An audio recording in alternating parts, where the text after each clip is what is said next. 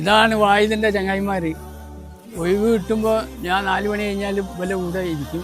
അതെ സുഹൃത്തുക്കളെ, നമ്മളൊപ്പം ഉണ്ടല്ലോ, വൈകുന്നേരം വന്നാൽ അതിൻ്റെ ചങ്ങായിമാരുടെ കൂടെ വന്ന് ഇങ്ങനെ ഇരിക്കും. പക്ഷേ എന്താണ്, നമ്മളൊപ്പാനെ ഇവർ അത്രയും ശ്രദ്ധിക്കലുണ്ട്. കാരണം ഞാൻ പലരും ചോദിക്കലും ഇവർക്ക് എന്താ വഴി കൊടുക്കുക, എന്താ ഒന്നും കൊടുക്കണ്ട, ഇവരെ മനസ്സുണ്ടല്ലോ.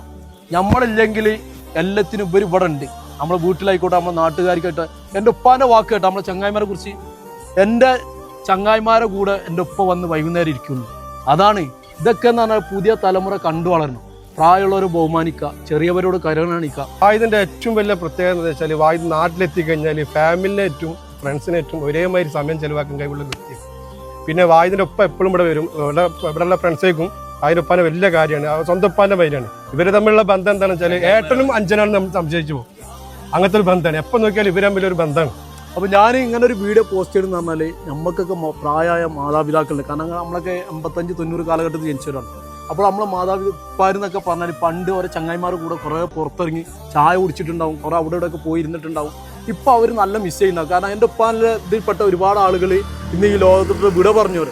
ഇപ്പോൾ നമ്മൾ ഒരിക്കലും പ്രായമുള്ള ഒരു ഒറ്റപ്പെട്ട എന്നുള്ള തോന്നൽ വരുത്താൻ പാടില്ല.